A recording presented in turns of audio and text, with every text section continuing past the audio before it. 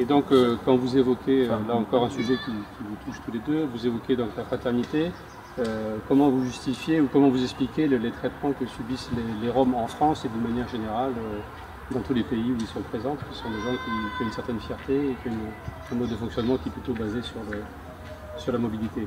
À vous de me répondre là-dessus. Je vais vous répondre en faisant un détour par les Touaregs, parce que les Touaregs et les Roms ont vraiment des fondements communs très forts. Le film Essabar ou l'abri de lettres qui va être projeté ce soir, j'ai emmené un groupe de jeunes Français rencontrer les Touaregs. Et je rebondis sur ce que vient de dire Bruno sur l'avoir et l'être. Ces Français sont partis avec leur incompréhension de leur société, leur colère. Ils sont arrivés dans un monde de survie, encore une fois. Parce que les Touaregs, s'ils sont itinérants, c'est parce qu'ils sont libres et qu'ils ont besoin de survivre. Ces deux notions, la liberté et la survie, font, et je crois que pour les Roms, c'est la même, c'est exactement la même démarche. Donc ces jeunes Français se sont trouvés confrontés au bout de quelques jours à la disparition de leur pile, de leur Walkman, de leur bar Mars, de tout ce qui sont les soutiens de l'être dans notre société française.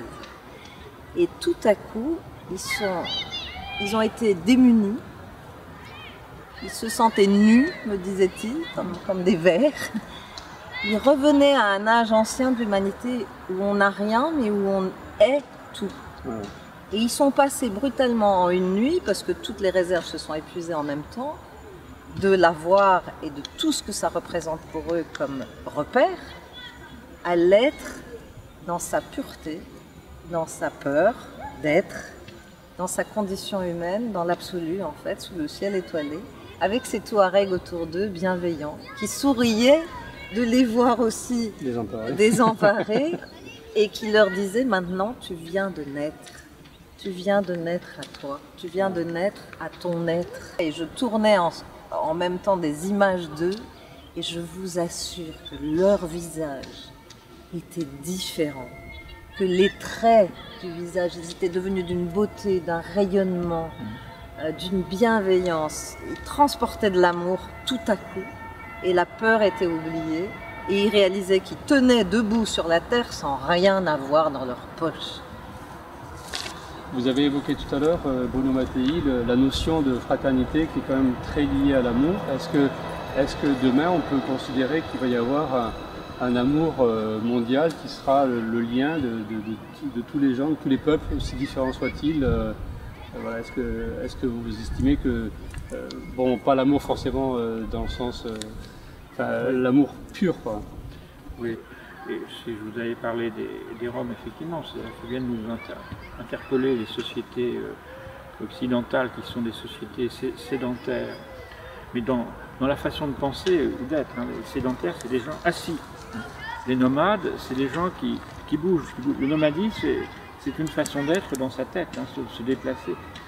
On peut être nomade en vivant quelque part, et on peut être sédentaire en bougeant tout partout, en allant. On a des simplifications. On ne comprend pas. La pensée nomade, c'est une façon de penser, d'être ou d'agir, d'avoir un rapport avec son environnement, le monde. Je vous ai parlé du cosmos, etc. Il y a toute une richesse de philosophique, de pensée symbolique, etc. dans le monde nomade, et des grands philosophes, etc. ou des penseurs, mais qui sont ignorés par les sédentaires. Les sédentaires, voilà, c'est des gens assis. Et Rimbaud, qui était un nomade, il a écrit un poème extraordinaire, il dit les assis. Il nous appelait les assis. On est assis sur son cul. C'est ce que Nietzsche appelait la pensée cul de plomb. On est des culs de plomb, on est des assis et on est rassis, on est assis, rassis, rancis, etc.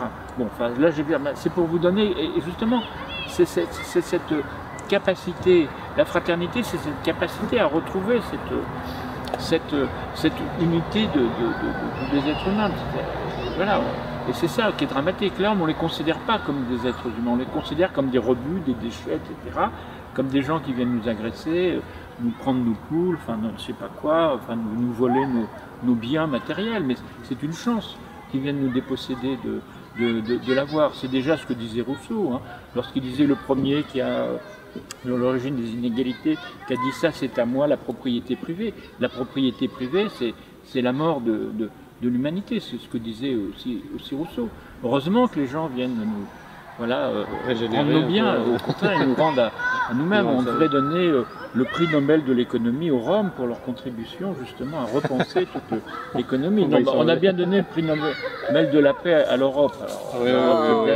Alors, on peut aller encore plus dans l'humour et donner le...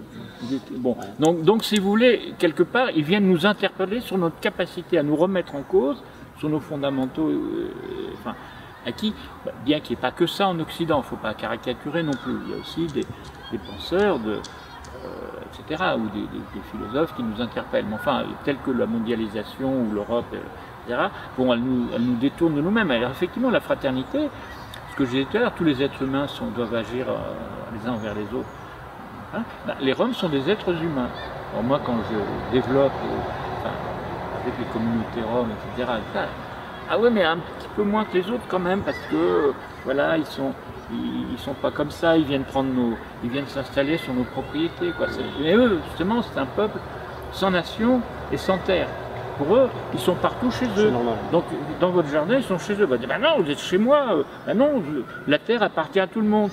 Hein, c'est pas nous. C'est l'idée que la terre appartient. C'est pas la terre, ne nous appartient pas. C'est nous qui appartenons à la terre. Vous voyez le changement de paradigme. Alors nous pensons que nous sommes propriétaires. On vient quelques secondes, on dit, là c'est chez moi. Et alors on devient peureux, craintif, on crée des enclos, des barrières.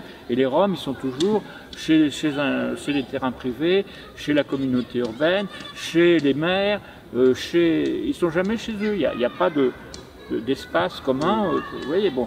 Et c'est bien ça. Ils nous posent la question de devenir des frères. Nous apprendre peut-être à reconsidérer le lien humain et la fraternité, mais qui consiste beaucoup par la dépossession. On n'est pas fraternel si on veut posséder l'Empire State Building, les tours jumelles, etc. Vous voyez, on ne pourra jamais être frère comme ça.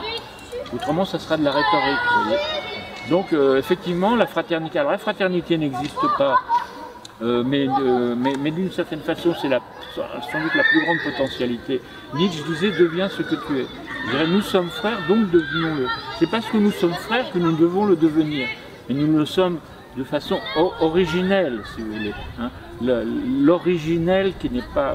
L'origine de l'homme, si on montrait, ne serait-ce que dans la Bible, on verrait que l'origine, c'est la possibilité d'être frère. Mais nous nous sommes dessaisis de cette possibilité, mais elle existe, elle nous précède, si vous voulez. Nous sommes précédés, mais pas de façon temporelle, nous sommes précédés de façon spirituelle par notre être fraternel. Donc, on pourrait dire, si on traduisait la Bible, nous serions frères, donc devenons-le. Voilà.